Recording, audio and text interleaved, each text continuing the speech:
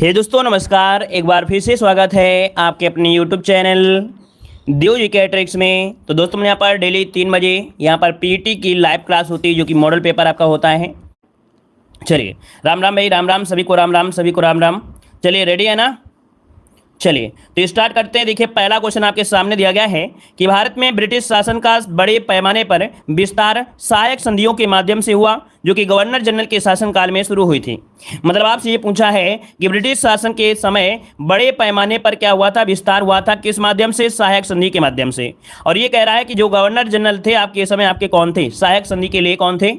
तो चलिए देखिए लॉर्ड वेलेस्ली, बिल्कुल सही है। लॉर्ड वेलेस्ली जो आपके हैं ये सहायक संधि के लिए जाने जाते हैं, है ना। तो यहाँ पर जो आंसर बनेगा यहाँ पर सी नंबर इसका राइट हो जाएगा दोस्तों, याद रखिए, क्योंकि यहाँ पर दे दिया है सहायक संधि। तो ऑप्शन क्या हो गया? लॉर्ड वेलेस्ली हो गया। लेकिन अगर आपसे ये पूछ लेता कि यहाँ पर जो राज्य हड़प नीति के लिए, है ना, तो डलहौजी जो आपके हैं, डलहौजी राज्य हड़प नीति के लिए जाने जाते थे। आगे बढ़िए, क्वेश्चन आपसे दिया गया है किसने मगध की राजधानी राजगृह से पाटलिपुत्र स्थानांतरित किया था। देखिए बेहतरीन क्वेश्चन आपका दिया है कि किसने मगध की राजधानी राजगृह से पाटलिपुत्र स्थानांतरित किया। चलिए ऑप्शन को लॉक करिए। 2 नंबर में क्या हो जाएगा?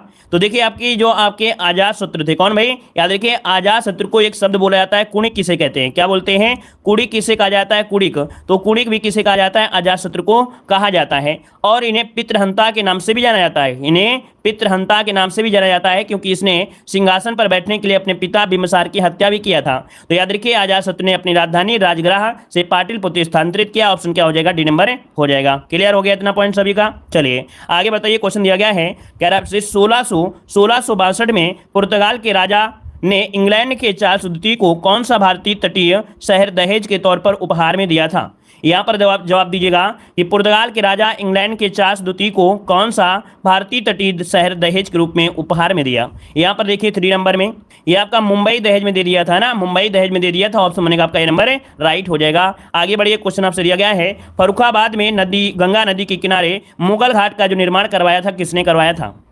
चलिए फर्रुखाबाद में गंगा नदी के किनारे मुगल घाट का निर्माण किसने करवाया, कौन से बादशाह ने करवाया था? देखिए 4 का जो ऑप्शन है यहाँ पर क्या बनेगा? B number Aurangzeb. देखिए जिसका भी ऑप्शन आ रहा है बिल्कुल राइट है, औरंगजेब ने करवाया था। आगे बढ़िए, क्वेश्चन आपसे दिया गया है पानीपत का प्रथम युद्ध निम्नलिखित में से किनके मध्य हुआ था।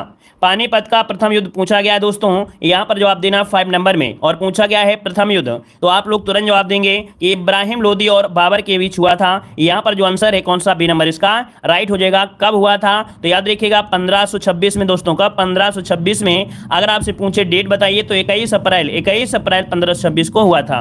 और इस युद्ध की एक विशेष बात रही है कि दिल्ली सल्तनत में कोई भी ऐसा राजा नहीं रहा है जो युद्ध के मैदान में मारा गया हो। लेकिन याद रखिएगा कि जो इब्राहिम लोदी एकमात्र ऐसा दिल्ली सल्तनत का राजा रहा है, अर्थात शासक रहा है, जो युद्ध के मैदान में मारा गया था। तो इसका जो आंसर है यहाँ पर आपका बी नंबर राइट हो गया। क्लियर हुआ? आगे बताइए, क्वेश्चन दिया गया है निम्नलिखित में से कौन सा कथन सही दिया गया है? कौन सा कथन सही दिया गया है? तो कह रहा आपसे प्रधानमंत्री केंद्रीय परिषद के मंत्रियों द्वारा राज्य के राज्यपाल की नियुक्ति करता है। तो ऐसा पॉइंट तो आपका है नहीं है, क्योंकि राज्यपाल को यहाँ पर कौन नियुक्त करता है? राष्ट्रपति करता है। पहला पॉइंट तो आपका गलत हो गया। अगला है केंद्रीय मंत्री परिषद द्वारा राज्य के राज्यपाल की नियुक्ति होती है, तो ये भी आपका बात गलत दिया गया है। अगला भारत के राष्ट्रपति द्वारा राज्य के राज्यपाल की, देखिए ऑप्शन सी नंबर यहाँ पर मिल गया ना ऑप्शन, यहाँ पर सी नंबर आपका राइट हो गया। आगे बढ़िए, क्वेश्चन आपसे दिया गया है कह रहे 1857 के प्रथम स्वतंत्रता संग्राम में भोपाल के किस वीर ने बहादुरी पूर्वक मुख्य संघर्ष पर करके बलिदान दिया था। यहां पर देखो दिया गया भोपाल के किस वीर ने बहादुरी पूर्ण मुख्य संघर्ष कर बलिदान दिया था। 7 नंबर में इनका नाम है फाजिल मोहम्मद खान। क्या नाम है? फाजिल मोहम्मद खान। इसका जो ऑप्शन है राइट हो जाएगा, ए नंबर बन जाएगा। और उसने अपने प्राणों की आहुति भी दे दिया था। आगे बढ़िए, क्वेश्चन दिया गया है कि भारत की संसद द्वारा हिंदू विवाह अधिनियम कब लागू हुआ था। यहाँ पर आंसर क्या होगा? चलिए दोस्तों वीडियो को भी लाइक करिए। देखिए काफी लोगों यहाँ पर जुड़े हैं, है ना, क्लास आप लोग ले रहे हैं, लगातार हम आपको क्लासें दे रहे हैं। तो भाई जितने लोग भी यहाँ पर जुड़ जाते हैं सभी लोग भाई वीडियो को लाइक करा करें, सब लोग वीडियो को लाइक किया करें, क्योंकि सब लोगों को जॉब लेना है, सब लोग मेहनत कर रहे हैं, सब लोग पढ़ रहे हैं, ठीक है ना। तो सबका फर्ज होता है कि जिस प्रकार से सभी लोग सपोर्ट कर रहे हैं और हम भी आपका सपोर्ट कर रहे हैं, तो आप लोग सभी लोग सपोर्ट करिए, बराबर सपोर्ट करिए, ठीक है ना, क्योंकि सबके सहयोग से ये सब काम होता है। तो आप लोग सभी लोग भाई वीडियो को एक बार लाइक जरूर कर दीजिएगा। ऑफलाइन पढ़ रहे हैं तो ऑफलाइन कर दीजिए, ऑनलाइन है तो ऑनलाइन भी आप लोग कर दीजिएगा, ठीक है। चलिए देखिए भारत की संसद द्वारा हिंदू विवाह अधिनियम कब लागू हुआ? यहां पर आंसर भी हो जाएगा 1955। कब भाई? 1955। अगर पूछे कब डेट तो आपको 18 मई 1955 को पारित किया गया था। और इसी काल अवधि में 3 और भी कानून बने थे। एक तो हुआ था हिंदू उत्तराधिकार अधिनियम। क्या? हिंदू उत्तराधिकार अधिनियम 1955 में ही बना था। हिंदू अल्पसंख्यक और अभिभावक अधिनियम 1956 में बना था। और हिंदू एडॉप्शन है ना भरण पोषण 1956 में, ये इसी समय आपके बने थे। मतलब कह सकते हैं कि यहां पर आंसर आपका बनेगा बी नंबर। आगे बढ़िए, क्वेश्चन दिया गया है कि दिसंबर 1916 में दोनों पक्षों के संयुक्त सत्र में संधि भारतीय राष्ट्रीय कांग्रेस और मुस्लिम लीग के बीच एक समझौता हुआ। क्वेश्चन को थोड़ा सा क्या है ना, एक कठिनाई को ऊपर ले गए हैं, कठिन ले गए हैं, लेकिन चाहे तो आप सरल कर सकते हैं कि कौन सा अधिवेशन था जिसमें आपके कह सकते हैं मुस्लिम लीग और कांग्रेस आपस में मिल गए थे। तो ये देखिए 1916 दे दिया है, तो आपका जवाब हो जाएगा लखनऊ अधिवेशन, जो कि 1916 में हुआ था। तो इसमें नरम दल और गरम दल जो होते उनमें संधियां हो गई थी, है ना। और ये फूट कब पड़ी थी? तो आपके 1907 सूरत अधिवेशन, इनमें से ये अलग हुए थे। तो ऑप्शन क्या हो जाएगा आपका? ये नंबर। अगला बताइएगा कि बंगाल का विभाजन 1905 ब्रिटिश वायसराय द्वारा किया गया था। ये बताइए कौन सा ब्रिटिश वायसराय था? यहां पर देख सकते हैं 19 जुलाई 1905 को ये आपके वायसराय थे लॉर्ड कर्जन, है ना, इनके द्वारा ये किया गया था। तो ऑप्शन हो जाएगा बी नंबर है, लॉर्ड कर्जन के द्वारा किया गया था। ठीक है ना। अगर पूछे कि प्रभावी कब से हुआ था, तो ये प्रभावी हुआ था 16 अक्टूबर 1905 से ये क्या हो गया था? प्रभावी हो गया था। तो इस कारण से ऑप्शन क्या आएगा? लगभग सभी का जवाब बिल्कुल सही है, बी नंबर। आगे बताइए अफ्रीका महाद्वीप का सबसे अधिक आबादी वाला देश इनमें से कौन सा है? देखिए यहाँ पर जो नाइजीरिया है दोस्तों, याद रखिएगा सबसे अधिक आबादी कहां पर है? नाइजीरिया में है, याद रखिएगा। ठीक है ना। और अगर आपसे पूछे यहाँ पर जो क्षेत्रफल के हिसाब में देखा जाए, यहाँ का सबसे बड़ा जो आपका देश है अफ्रीका में, वो अल्जीरिया है। क्या है? अल्जीरिया। तो जो अल्जीरिया है वो क्षेत्रफल में क्या है? सबसे बड़ा है। लेकिन आबादी में पूछे तो आपको बताना है नाइजीरिया क्या है? नाइजीरिया हो जाएगा। क्लियर हुआ दोस्तों? चलिए आगे बढ़िए। क्वेश्चन दिया गया है कि उत्तरी अमेरिका के निम्नलिखित देशों में से कौन से देश वन भूमि का क्षेत्रफल उनके कुल भूमि क्षेत्र के प्रतिशत के रूप में उत्तरी अमेरिका क्षेत्र में सबसे अधिक है? तो ये बताइएगा कि भूमि क्षेत्र के प्रतिशत के हिसाब से उत्तरी अमेरिका क्षेत्र में सबसे अधिक है, वन की बात पूछा गया है। 12 का ऑप्शन दीजिएगा। तो 12 का ऑप्शन देखिए बी नंबर हो जाएगा, कनाडा है। क्या है भाई? कनाडा। इसका जो आंसर है राइट हो जाएगा। कनाडा देश में वन भूमि का क्षेत्र उसके कुल भूमि क्षेत्रफल के प्रतिशत के रूप में सर्वाधिक है, याद रखिए। ऑप्शन बी हो जाएगा। आगे बढ़िए। क्वेश्चन दिया गया है कि निम्नलिखित में से कौन सी नदी बंगाल की खाड़ी में नहीं गिरती है? चलिए बताइएगा कि कौन सी नदी है जो कि बंगाल की खाड़ी में नहीं गिरती है? ऑप्शन दीजिएगा, क्या हो जाएगा? चलिए यहां पर आंसर बताइएगा। यहाँ पर देखिए 13 नंबर का जो ऑप्शन है आपका 13 नंबर का ऑप्शन बनेगा ए नंबर, नर्मदा नदी। जो नर्मदा नदी है बंगाल की खाड़ी में नहीं गिरती है, ये अरब सागर में एस्ट्यूरी का निर्माण करती है। अर्थात यहाँ पर जो आंसर है आपका ए नंबर है, बिल्कुल राइट हो जाएगा। बी नहीं होगा भाई, आप लोग भी लगा दिए। यहाँ पर नर्मदा नदी है ना, बंगाल की खाड़ी में क्यों नहीं गिरती? नर्मदा नदी नहीं गिरती है ना, तो ऑप्शन क्या होगा? ए नंबर हो जाएगा। अगला बताइएगा कि निम्नलिखित में से कौन सी नदी भारत में ब्रह्मा घाट पर करनाली नदी से जुड़ जाती है और घाघरा नदी बन जाती है? हमने आपको यूपी जीके में पढ़ाया भी था कि कौन सी नदी है भारत में ब्रह्मा घाट पर करनाली नदी से जुड़ती है और घाघरा नदी बन जाती है? यहां पर इसका नाम है शारदा नदी। ऑप्शन बनेगा यहाँ पर सी नंबर है, शारदा इसका आंसर है, राइट हो जाएगा दोस्तों। ठीक है। चलिए अगला बताइएगा कि भारत और श्रीलंका को कौन सा जलडमरू मध्य अलग करता है? भारत और श्रीलंका को अलग कौन करता है? 15 नंबर में। चलिए 15 का ऑप्शन देखिए, आपका मन्नार तो होगा नहीं, और भी ऑप्शन दिए हैं। यहाँ पर देखिए ऑप्शन डी दिया गया है, पाक जलडमरू मध्य। क्या हो जाएगा? पाक जलडमरू मध्य ऑप्शन बनेगा आपका डी नंबर। आगे बताइए क्वेश्चन दिया है कि भारत किस क्षेत्रीय और वैश्विक आर्थिक समूह का भाग है? इनमें से बताइए आपके जो संगठन है इनमें से भारत किसका भाग है, किसका अंग है, अर्थात किसके साथ जुड़ा हुआ है? चलिए ऑप्शन देखिए 16 नंबर में यहाँ पर देखिए जो आपका G20 है। क्या है? G20 इसका जो ऑप्शन है यहाँ पर बी नंबर हो जाएगा। G20 में ये आपका शामिल है, याद रखिएगा। ठीक है ना। और इसके बाद आगे बढ़ते क्वेश्चन आपसे दिया है कि राजकोषीय घाटा क्या होता है? देखो हमने आपको बताया था राजकोषीय जो घाटा होता है ये होता क्या है? 17 नंबर का जवाब दीजिए। चलिए 17 नंबर का जवाब दीजिए सभी लोग।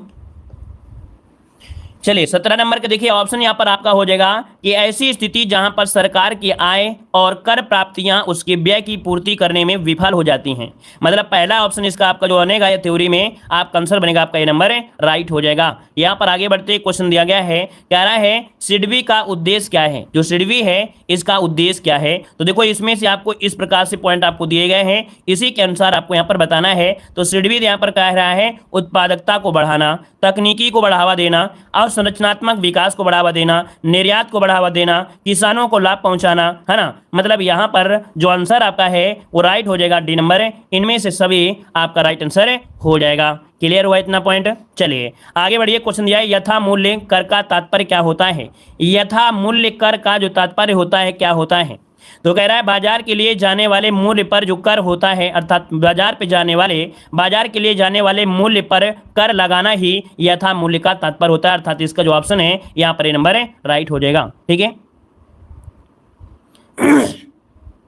अरे सिवडी होगा भाई, सुनने में अगर हम सिडवी बोल दिए हैं मतलब जो बोला जाता है वही तो होगा कि नहीं होगा, दूसरा थोड़ा हो जाएगा। कुछ दूसरा बोल रहा है क्या भाई, सब्सिडी दी जाए क्या? रुकिए, माफ करिए, सब्सिडी दिया गया है, सब्सिडी दिया है यहाँ पर। क्वेश्चन नंबर जो 18 दिया है सब्सिडी दिया है, हमसे गलती हो गई, हमने सोचा सब्सिडी आपका है, यहाँ पर सब्सिडी है। तो सब्सिडी का जो आपका होता है उत्पादन में बढ़ावा, तकनीकी अवसंरचना, निर्यात बढ़ावा, किसानों को लाभ, कहीं ना कहीं उसका भी कार्य यही होता है। ठीक है ना। तो यहाँ पर लगभग वही आपको लग रहा था, सबका काम लगभग वही उसका भी था। तो यहाँ पर तो चलिए क्वेश्चन नंबर 19 बताइएगा। यथा मूल्य कर का जो तात्पर्य होता है क्या होता है, तो यहाँ पर ये नंबर हो जाएगा बाजार के लिए जाने वाले मूल्य पर कर लगाना। ऑप्शन क्या बनेगा, ए नंबर राइट हो जाएगा। आगे बढ़िए। क्वेश्चन दिया गया है कि निम्नलिखित में से कौन से जनसंख्या की वृद्धि दर के कार्य होते हैं। जनसंख्या की वृद्धि दर के कार्य पूछा है 20 नंबर में। तो कह रहा है केवल प्रजनन और प्रवासन करना, केवल प्रजनन और मृत्यु दर। तो भाई जनसंख्या की वृद्धि डिपेंड होती है केवल प्रजनन और मृत्यु दर पर। क्यों भाई, प्रजनन हो रहा है, मृत्यु दर में अगर कम होगा तो जनसंख्या तो बढ़ेगी, है ना। तो यहाँ पर आंसर क्या हो जाएगा, यहाँ पर आपका आंसर बी नंबर राइट हो जाएगा। ठीक है ना। चलिए आगे बढ़ते हैं। क्वेश्चन आपसे अगला पूछा गया है, यहाँ पर देखो दिया गया है निम्नलिखित में से कौन सा सही मिलान है। चलिए देखिए आपका जवाब इनमें से क्या हो जाएगा। 21 नंबर में आपसे दिया गया है, तो आपसे कह रहा है अनुच्छेद जो 19 का सी है संघ बनाने की अधिकार दिया गया है। अनुच्छेद 19 का बी में किसी पेशे का अभ्यास करने का अधिकार दिया गया है। ठीक है ना। इसके बाद दिया गया है अनुच्छेद 19 के में भाषण और अभिव्यक्ति की स्वतंत्रता का अधिकार दिया गया है ना। और पूछा क्या गया था, इसमें पूछा गया सही मिलान पूछा गया था। क्या सही मिलान आपसे पूछा गया था। तो अब आप देखिए जो ऑप्शन आपका सी वाला मिला गया है अनुच्छेद 19 का ए, ये क्या है, भाषण और अभिव्यक्ति की स्वतंत्रता का अधिकार है। ऑप्शन सी वाला यहाँ पर हो जाएगा। चलिए आगे बढ़ते हैं। क्वेश्चन दिया है कौन सा जो गलत है, यहाँ पर ऑप्शन पूछा गया है कौन सा गलत दिया गया है। चलिए 22 नंबर में कौन सा गलत है, यहाँ पर देखिए पहला पॉइंट दिया है कि राज्यपाल राष्ट्रपति द्वारा नियुक्त किया जाता है। चलिए सही है। राष्ट्रपति के प्रसाद पर्यंत राज्यपाल का कार्यकाल रहता है। सही है। राज्यपाल राष्ट्रपति को अपना त्यागपत्र देता है। सही है। 30 वर्ष की आयु में देखो 30 नहीं होता है 35 होता है दोस्तों। क्या होता है, 35 होता है। अगला क्वेश्चन आपसे दिया गया है कि भारत के केंद्रीय रेल मंत्री को किस सलाह पर नियुक्त किया जाता है। तो जो भारत के केंद्रीय रेल मंत्री होते हैं इनको जो नियुक्त करते हैं वो प्रधानमंत्री राष्ट्रपति की सलाह पर करते हैं। ऑप्शन जो बनेगा आपका ये नंबर कि भारत के केंद्रीय रेल मंत्री को प्रधानमंत्री की सलाह पर राष्ट्रपति द्वारा किया जाता है। आपने देखा होगा कि जो भी विभाग होते हैं वो प्रधानमंत्री देते हैं केंद्र में, लेकिन सलाह जरूर लेना पड़ता है। तो यहाँ पर आंसर आपका ए हो जाएगा। अगला कौन सा सही है, 24 नंबर में बताना है कौन सा सही दिया गया है। तो कह रहा आपसे जाकिर हुसैन भारत के पहले मुस्लिम राष्ट्रपति थे। सही दिया गया है। देख सकते हैं कि राय जाकिर हुसैन भारत के पहले मुस्लिम थे। पहला ही पॉइंट आपका सही दिया गया है ना। यहाँ पर पहला ही पॉइंट दिया गया सही दिया है। ऐसा तो नहीं है कोट नहीं है, हाँ कोट नहीं है, पहला ऑप्शन बिल्कुल आपका राइट हो गया है, ये नंबर हो जाएगा। आगे बढ़ते हैं। क्वेश्चन दिया गया है कि भारत के संविधान का निम्नलिखित में से कौन सा भाग नागरिकता से संबंधित है। यहाँ पर 25 नंबर में बताइएगा नागरिकता से संबंधित आपका कौन सा भाग है। चलिए नागरिकता बताई गई है भाग 2 में दोस्तों। किसमें, भाग 2 में, जो कि आपके आर्टिकल नंबर 5 से लेके 11 तक जो उल्लेख मिलते हैं और नागरिकता से मिलते हैं। आगे बताइए। क्वेश्चन दिया गया है दांतों की वर्धित अर्थात जो इनेमल्स होता है मतलब इनर डाया जो होता है दांतों के भीतरी भाग में, तो उसको देखने के लिए दंत चिकित्सक अर्थात डॉक्टर होते हैं किसका प्रयोग करते हैं। किसका प्रयोग करते हैं, तो देखो अवतल दर्पण का प्रयोग करते हैं, क्योंकि कोई भी वस्तु को बड़ा देखना होता है तो अवतल का ही प्रयोग करेंगे। तो आपका आंसर नंबर राइट हो जाएगा। आगे बढ़िए। क्वेश्चन दिया गया है संयुक्त राष्ट्र द्वारा पीने, धोने, खाना पकाने और उचित स्वच्छता को बनाए रखने के लिए अनुशंसित न्यूनतम पानी की मात्रा प्रति व्यक्ति प्रतिदिन लीटर आपकी है। देखिए आपका जो आंसर होगा इनमें से क्या हो जाएगा, यहाँ पर बनेगा 50 लीटर। क्या है, ये संयुक्त राष्ट्र द्वारा ये घोषणा है कि जो कोई भी व्यक्ति होता है तो हर चीज से लेकर देखा जाए तो मात्र 50 लीटर एक व्यक्ति के लिए होता है ना। ऑप्शन हो जाएगा आपका ये नंबर। आगे बढ़ते हैं कि मृत जीवों और जानवरों को खाद मिट्टी में परिवर्तित करने वाले सूक्ष्म जीवों को किस नाम से जाना जाता है। जैसे कोई मृत जीव हो गया, कोई जानवर हो गया, तो इनको देखो क्या होते हैं, धीरे धीरे इनको खत्म कर देते हैं और खाद मिट्टी के रूप में परिवर्तित कर देते हैं। ये जो सूक्ष्म होते हैं इन्हें कहते क्या हैं। चलिए, तो इन्हें कहते हैं भाई अपघटन, क्या बोलते हैं ना, अपघटन, अर्थात एक रूप से दूसरे रूप में इनका परिवर्तन कर देते हैं, तो इन्हें हम लोग बोलते हैं अपघटन, अर्थात सूक्ष्म का अपघटन करने वाले के नाम से जाना जाता है। आगे बताइए, क्वेश्चन दिया गया है कि विषाणु के कारण निम्नलिखित में से कौन सी बीमारी होती है। चलिए यहाँ पर आंसर को लॉक करना है आपका 29 नंबर में ऑप्शन क्या हो जाएगा दोस्तों। चलिए 29 को ऑप्शन लॉक करिए, सभी लोग लॉक करिएगा।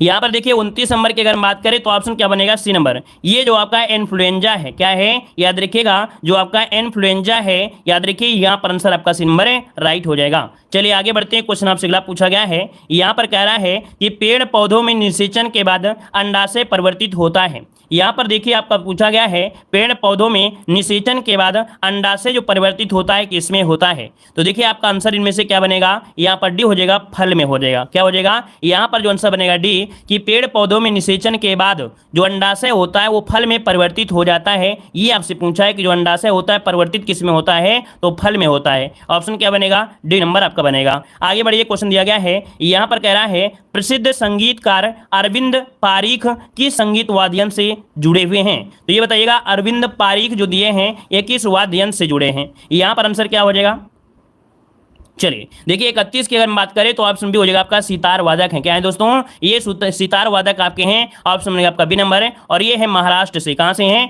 महाराष्ट्र से हैं। चलिए आगे बढ़ते हैं, क्वेश्चन दिया गया है लेबनान की राजधानी, लेबनान की राजधानी पूछा गया 32 नंबर में। तो लेबनान यहाँ पर आंसर बनेगा क्या, ये बेरूत की है। किसके है दोस्तों, याद रखिए लेबनान ये आधिकारिक रूप से लुबनान अर्थात लेबनान राज्य में, ये पश्चिमी एशिया में भूमध्य सागर के पूर्वी तट पर आपका स्थित है, और यहाँ पर जो आंसर है ए नंबर बनेगा। आगे बढ़िए, क्वेश्चन दिया गया है कजाकिस्तान की मुद्रा निम्नलिखित में से कौन सी है। चलिए बताइएगा कजाकिस्तान की जो मुद्रा है पूछा गया है, यहाँ पर जो आंसर बनेगा 33 में क्या हो जाएगा, तो यहाँ पर देखो तेंगे, क्या है भाई, तेंगे जो दिया गया ये वाला ऑप्शन 33 का जो आंसर है यहाँ पर आपका ये नंबर हो जाएगा तेंगे। ठीक है, तेंगे हो जाएगा सी नंबर, सी नंबर बनेगा भाई, सी नंबर बनेगा। चलिए आगे बढ़ते हैं, क्वेश्चन आपसे दिया गया है, कह रहा है कि फ्रैंक हिटलर द्वारा निम्नलिखित में से किसका आविष्कार किया गया है। फ्रैंक हिटलर द्वारा निम्नलिखित में से किसका आविष्कार किया गया। तो चलिए 34 को ऑप्शन दीजिएगा। तो यहाँ पर देखिए जेट इंजन, क्या है, जेट इंजन का आविष्कार किया था फ्रैंक हिटलर, ऑप्शन बनेगा आपका डी नंबर है। आगे बताइएगा कि संयुक्त राष्ट्र द्वारा मानव अधिकारों की सार्वभौमिक घोषणा को चिन्हित करने के लिए हर वर्ष किस तिथि को अंतर्राष्ट्रीय मानव दिवस मनाया जाता है। तो चलिए मानव अधिकार दिवस पूछा है, बिल्कुल इजी क्वेश्चन आपका है 10 दिसंबर। देखिए लगभग सभी का जवाब आ रहा है, यहाँ पर क्या हो जाएगा 10 दिसंबर राइट हो जाएगा। आगे बताइए, क्वेश्चन दिया है कि अंतर्राष्ट्रीय न्यायालय किस देश में स्थित है। अंतर्राष्ट्रीय न्यायालय किस देश में है, 36 को ऑप्शन दीजिए। कहां पर है भाई, नीदरलैंड में है, बिल्कुल सही है, नीदरलैंड द हेग, है ना। ऑप्शन क्या बनेगा, यहाँ पर नंबर है, राइट हो जाएगा। अगर हम आपसे पूछे नीदरलैंड कहां पड़ता है तो आप कहेंगे यूरोप महाद्वीप में आपका ये बसा हुआ है, तो ऑप्शन क्या होगा, ए नंबर। अगला बताइएगा विश्व हिंदी दिवस को मनाया जाता है, विश्व हिंदी दिवस पूछा है, याद रखिए विश्व हिंदी दिवस पूछा है, तो राइट आंसर क्या बनेगा 37 में। यहाँ पर बन जाएगा 10 जनवरी को, दोस्तों याद रखिए 10 जनवरी को मनाया जाता है, ऑप्शन बनेगा क्या, यहाँ पर ए नंबर है, बिल्कुल राइट हो जाएगा। आगे यहाँ पर देखो दिया गया है rebooting India realising a billion aspirations नामक पुस्तक के जो लेखक है वो आपके कौन हैं। चलिए 38 नंबर में नोट करिएगा, इनका नाम है नंदन नीलेकंठी, नंदन नीलेकंठी इनका नाम है, ऑप्शन बनेगा आपका बी नंबर है। आगे बढ़िए, क्वेश्चन दिया है निम्नलिखित में से कौन सी जॉर्डन की राजधानी है। देखो आपको विश्व में क्या है, राजधानियां, उनके देश जो प्रमुख रूप से जो आपके देश हैं उनके राजधानियां और मुद्रा, इनको जरूर याद करना है, ठीक है ना। याद रखिएगा कि जैसे कोई भी राजधानी है उनको राजधानी याद करना है, वहाँ की मुद्रा इतना आपको पढ़ना है, डेली पढ़ना है, तभी ये तैयार हो जाएंगे। चलिए और एक बार याद रखिए, एक बार याद हो गई तो हर एक पेपर में काम देंगे, हर एक पेपर में काम देंगे। चलिए ऐसा नहीं कि सिर्फ एक एग्जाम के लिए काम होता है, जो भी चीज़ आप पढ़ लोगे तो हर एक एग्जाम में काम देती हैं। यहाँ पर देखिए 39 को ऑप्शन डी हो जाएगा आपके अम्मान, अर्थात जॉर्डन की राजधानी क्या है, अम्मान है, जो कि ऑप्शन क्या बनेगा, यहाँ पर डी नंबर है, राइट हो जाएगा। और आगे बढ़िए, क्वेश्चन आपसे दिया गया है कि निम्नलिखित में से कौन सी मंगोलिया की मुद्रा है। मंगोलिया की मुद्रा पूछा है, मंगोलिया की मुद्रा क्या हो जाएगा। तो चलिए यहाँ पर जो आपका आंसर है आपका बी हो जाएगा, तोग रोग है। क्या है, तोग रोग, याद रखिए तोग रोग है, ये चीन और रूस के मध्य में स्थित आपका है मंगोलिया, और इसकी मुद्रा है आपकी तोग रोग है, तोग रोग है, ठीक है, नोट कर लीजिएगा भाई सभी लोग। चलिए आगे बताइए, क्वेश्चन दिया गया है निम्नलिखित में से कौन सी प्रथम महिला वकील है जो सीधे वकील संघ से सर्वोच्च न्यायालय की न्यायाधीश बनी है। चलिए कौन सी प्रथम महिला वकील हैं जो सीधे वकील संघ से सर्वोच्च न्यायालय की न्यायाधीश बन गई हैं? यहाँ पर आंसर क्या हो जाएगा? तो इनका नाम है इंदु मल्होत्रा। नोट करिएगा कि इंदु मल्होत्रा एक भारतीय न्यायाधीश हैं। वर्तमान भारत में देखा जाए तो न्यायालय के न्यायाधीशों में काफी महिलाएं भी आपकी समय आपकी ऐड हो गई हैं, है ना। तो यहाँ पर जो आंसर है वो आपका बी राइट हो जाएगा। आगे बढ़िए, क्वेश्चन दिया गया है उत्तरी ध्रुव पर पहुंचने वाला प्रथम मानव इनमें से कौन था? उत्तरी ध्रुव पर पहुंचने वाला रॉबर्ट पीरी था। कौन? ऑप्शन सी हो जाएगा रॉबर्ट पीरी, इसका आंसर राइट हो जाएगा। ये अमेरिकी खोजकर्ता थे जो कि आपकी 6 अप्रैल 1909 को ये कुछ साथियों के साथ कह सकते उत्तरी ध्रुव पर पहुंच गए थे। तो ऑप्शन बनेगा आपका सी नंबर। आगे बढ़ते हैं, भारत की सबसे बड़ी सुरंग जवाहर सुरंग स्थित है। तो भारत की सबसे बड़ी सुरंग जवाहर पूछा गया है 43 में। तो यहाँ पर देखिए आपका जवाब क्या हो जाएगा? ये आपके जम्मू कश्मीर, ऑप्शन में क्या बनेगा? डी नंबर राइट हो जाएगा। और इसके बाद आगे बढ़ते हैं कि चंडीगढ़ के रॉक गार्डन के सृजनकर्ता कौन है? चंडीगढ़ का जो रॉक गार्डन है इसका सृजन किसने किया था? इसको भी हमने आपको पढ़ाया भी है, तो देख सकते हैं इसके शिल्पकार। यहाँ पर आंसर क्या बनेगा? नेकचंद सैनी। याद रखिए ऑप्शन बनेगा नेकचंद सैनी, इसका जो ऑप्शन है आपका ए नंबर राइट हो जाएगा। एक पॉइंट और भी हमने बताया था, एक झील के पास स्थित है सुखना झील, ठीक है। यह सुखना झील के निकट आपका स्थित है जो कि 40 एकड़ में बना हुआ है। अगला है कि भारतीय राष्ट्रीय गान के पूर्व रूपांतरण को बजाने में कितना समय लगता है? चलिए 45 नंबर में। तो आप कहेंगे सर जी बिल्कुल इजी क्वेश्चन आपका है, 52 सेकंड का समय लगता है। अब बात आती है कि इसको लाया किसने था, अर्थात ये आपका लिखा गया था 11 दिसंबर 1911 को, है ना, रविन्द्रनाथ टैगोर के माध्यम से, और ये कोलकाता अधिवेशन में गाया भी गया था। आगे बढ़ते हैं, सियाचिन हिमनद जो आपका है कहाँ पर है? सियाचिन हिमनद जो आपका है दोस्तों ये कहाँ पर है? 46 नंबर में। तो 46 को ऑप्शन हो जाएगा काराकोरम श्रेणी पर है। कहाँ पर है? काराकोरम श्रेणी पर आपका स्थित है। यहाँ पर आंसर आपका ये नंबर राइट हो जाएगा। चलिए आगे बढ़िए, अगला क्वेश्चन दिया गया है कि मानचित्र में समुद्र की समान गहराइयों को जोड़ने वाली रेखाओं को क्या कहते हैं? मानचित्र में समुद्र की समान गहराइयों को जोड़ने वाली रेखा को क्या कहते हैं? अगर आपको हमारी ट्रिक याद होगी तो इस क्वेश्चन को सभी लोग जवाब देंगे। अगर सभी क्लास लेते हैं तो कहीं ना कहीं इस चीज़ को हमने ट्रिक के माध्यम से एक संकेत दिया था आप लोगों को समझाने के लिए। तो आप ही बताइए क्या होता है? तो हमने बताया था कि गहराई में क्या करना है कि आपको गंगा किनारे गए हों या आप कहीं जाते हैं वाराणसी गए हों तो वहाँ पर क्या होता है, लिखा होता है कि इसके आगे मत जाइएगा, क्योंकि वहाँ पर नहाना क्या है, मना है, क्योंकि वहाँ पर गहराई ज़्यादा है। तो यहाँ पर बात मतलब नहाना, और कहाँ पर? गहराई पर नहाना मना हो जाएगा, है ना। तो ऐसे आपको याद रहेगा। आगे बढ़िए, क्वेश्चन दिया गया है निम्नलिखित में से किस विकल्प में सभी शहर कुंभ मेले से संबंधित हैं? तो देखो कुंभ मेला लगता है 4 जगह। कितनी जगह? 4 जगह हमने आपको ट्रिक से बताया था। नहाऊं, क्या नहाऊं बताया था, NAHU, नहाऊं हो गया। नासिक, ए से इलाहाबाद, एच से हरिद्वार, यू से उज्जैन। ये ट्रिक हो गई। नहाऊं हमेशा याद रहेगा क्योंकि सबका एक बार मन करता है कि नहीं कुंभ मेले में नहाऊं, है ना। तो नहाऊं ये ट्रिक हो जाएगा, याद रखिए। अब आप समझ लीजिए कि आंसर कौन सा बनेगा। तो यहाँ पर देखिए हरिद्वार हो गया, प्रयागराज, उज्जैन और नासिक। ऑप्शन क्या बन गया आपका? सी नंबर राइट हो गया। क्लियर है? आगे बढ़ते हैं। जो हम आपको ट्रिक कभी कभी बता देते हैं बीच बीच में, तो इनको नोट कर लिया करें, ये बहुत ही महत्वपूर्ण होती हैं, हमेशा मिलती रहती हैं। जापान की संसद क्या कहलाती है? जापान की संसद को कहते क्या हैं? तो जापान की संसद को कहते हैं नेशनल डाइट। क्या बोलते हैं? नेशनल डाइट, अर्थात इसका जो ऑप्शन है यहाँ पर बी नंबर इसका राइट हो जाएगा। क्लियर है? और आगे बताइए, क्वेश्चन आपसे कह रहा है दिए गए शब्दों में से शुद्ध वर्तनी आपको बताना है। यहाँ पर आंसर आपका राइट क्या हो जाएगा? चलिए यहाँ पर जवाब दीजिएगा, दिए गए शब्दों में से शुद्ध वर्तनी याद करिएगा। कुछ लोग तो इतने कॉन्फिडेंस से कह रहे हैं इंग्लैंड होगा, कुछ लोग फ्रांस कह रहे हैं। जैसे 193 देशों का नाम सब कुछ याद ही हो आपको, है ना। चलिए दिए गए शब्दों में शुद्ध वर्तनी ज्ञात करना है 76 नंबर में। तो ऑप्शन क्या बनेगा 76 में? नोट करिएगा, यहाँ पर कवित्री जो ऑप्शन है बी नंबर है, इसका राइट हो जाएगा, कवित्री हो जाएगा। अगला क्वेश्चन दिया गया है कि फल शब्द का पर्यायवाची क्या होता है? फल शब्द का पर्यायवाची इनमें से क्या होता है 77 में? तो यहाँ पर होता है परिणाम होता है। क्या होता है? परिणाम होता है, ऑप्शन सी बनेगा। अगला है उर्वर का विलोम इनमें से क्या होता है? उर्वर का विलोम इनमें से क्या होता है 78 में?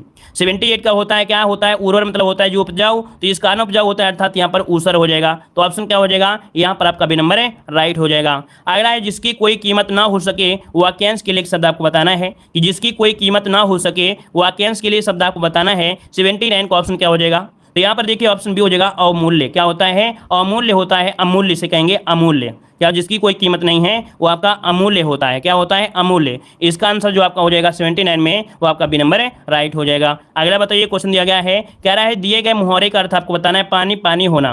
पानी पानी होना मतलब क्या होता है? शर्मिंदा होना। क्या? शर्मिंदा होना। ऑप्शन क्या बनेगा? यहाँ पर ये नंबर हो जाएगा। अगला क्वेश्चन आपसे दिया गया है, हाँ क्वेश्चन नहीं है, अब आपको ध्यान मुद्रा में एक जैसे गुरुजी होते हैं, है ना, मतलब आप कह सकते हैं कि ध्यान मुद्रा में लीन हो जाते हैं। अब आपको क्या है, बस लीन रहना है, आपको कमेंट पर फोकस कम करना है, आपको बस ध्यान देना है, जितना हम बोलते जाएं उतने को आपको ध्यान देना है, क्योंकि ये पीडीएफ हम आपको देंगे नहीं, ये पीडीएफ आपको देंगे नहीं जो आप सोचो कि हम पीडीएफ को दे देंगे और टेलीग्राम से आप डाउनलोड करके पढ़ लोगे, ठीक है ना। तो यहाँ पर देखो दिया गया है कि कुल ज्ञात तत्व कितने हैं, तो आपके 118 हैं। कितने? 118 हैं।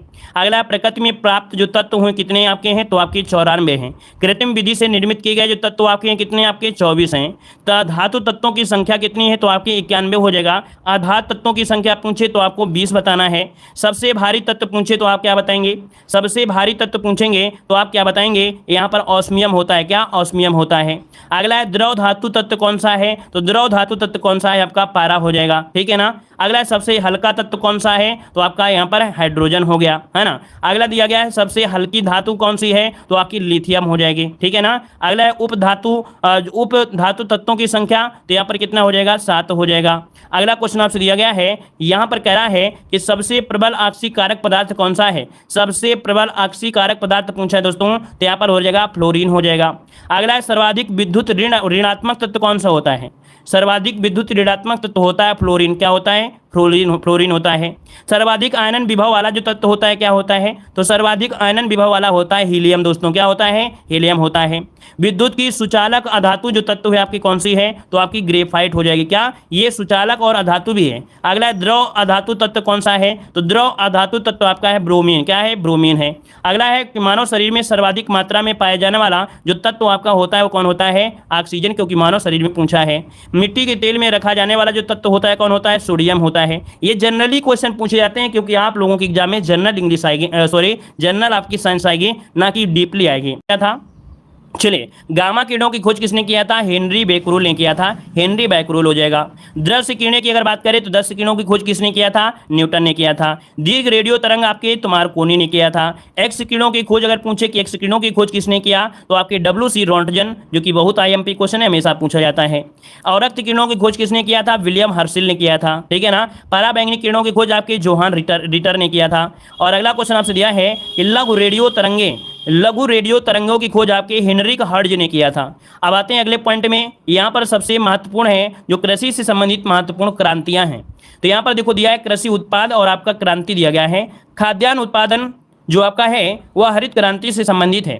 अगला फल और सब्जी उत्पादन में आपका स्वर्ण क्रांति होता है। और मांस और टमाटर जो होता है वो लाल क्रांति से संबंधित है। प्याज और झींगा उत्पादन गुलाबी क्रांति से संबंधित है। अगला यहाँ पर दिया गया है कृषि संबंधी समग्र जो क्रांति होती है, कृषि संबंधी समग्र क्रांति, ये ईंधन उत्पादन जो होता है रजत क्रांति होता है। तिलहन उत्पादन पीली क्रांति होती है। उर्वरक उत्पादन आपका भूरी क्रांति होती है, ठीक है। स्क्रीनशॉट भी लेते रहिएगा, इसीलिए हम आपको हर एक क्लास में देते हैं, हर एक मॉडल पेपर में कहीं ना कहीं कुछ ऐड कर देते हैं ताकि आप कम समय में ज़्यादा से ज़्यादा क्वेश्चन पढ़ लीजिएगा, ठीक है ना। तो देखो यहाँ पर दिया है दूध उत्पादन आपका आत्मनिर्भरता है। और धारणी कृषि विकास जो कि आपके सदाबहार क्रांति हो जाएगा। अगला यहाँ पर दिया गया है, अगला पॉइंट आ गया भारत के प्रमुख दर्रे। तो देखिए काराकोरम दर्रा कहाँ पर है, किस राज्य में है, तो आपके जम्मू कश्मीर में है। जोजिला दर्रा पूछे तो कहाँ पर आपके जम्मू कश्मीर हो जाएगा। पीर पंजाल दर्रा कहाँ पर है, आपके जम्मू कश्मीर में। अच्छा, ये हम आपको पढ़ाते क्योंकि हमें ऐसा लगता है कि आप लोगों को आता है और आप लोगों को जरूरत है रिवीजन की।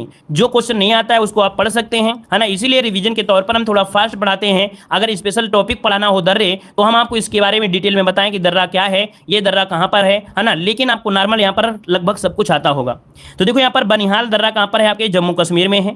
बुर्जिल दर्रा कहाँ पर है, याद रखिए बुर्जिल दर्रा आपके जम्मू कश्मीर में है। सिपकीला दर्रा बहुत ही IMP, हमने बताया सिपकीला दर्रा, ये आपके सिपकीला दर्रा जो आपका है बहुत IMP है। यहाँ से कह सकते हैं नदी भी एक निकल के आती है, तो आपके हिमाचल प्रदेश में है। रोहतांग दर्रा हिमाचल प्रदेश में है। बड़ा लाचा दर्रा कहाँ पर है, हिमाचल प्रदेश में है। लिपुलेख दर्रा